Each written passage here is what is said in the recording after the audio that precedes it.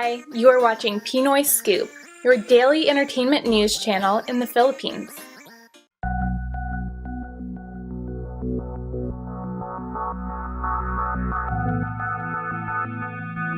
Ngayon pa lang gusto ko na i-congratulate kayo kasi ang ganda agad ng feedback ng mga tao sa trailer, teasers. Ano masasabi niyo doon?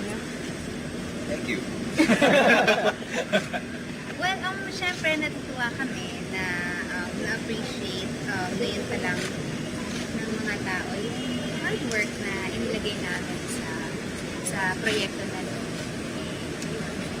Maganda naman din yung mga feedback na narinig namin at nakuha namin from our friends.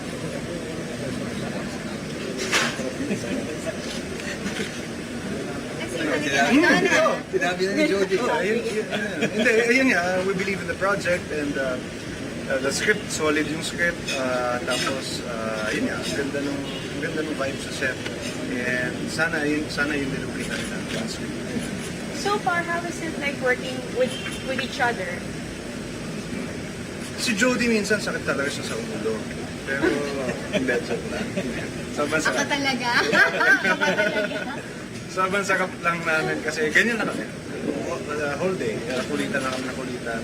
And yun, even the staff, yun nga, sila direct, even our cinematographers, lahat makulit. Kaya sana ma-feel ng mga tao yun pag ipanadirect yung dalawa. Ian, Richard, nagka-eksena na kayo together.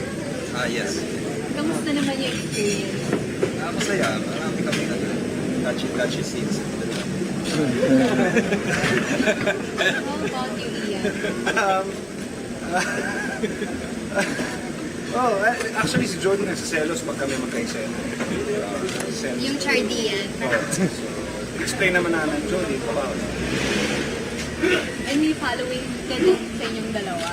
Usually yung parang, diba? Ako yung president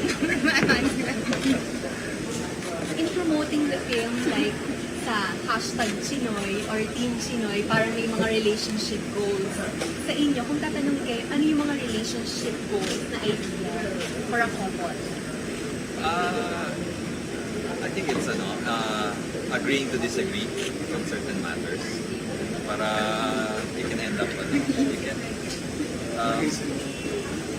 hindi kayo kasi people have different personalities, so syempre magkaiba yung way of thinking even if you're a couple, so there are some things that you can agree on kahit na hindi kayo, you're not on the same page, and iba yung gusto niya, iba yung gusto mo, pero mag-agree na lang kayo on something just to make the relationship work.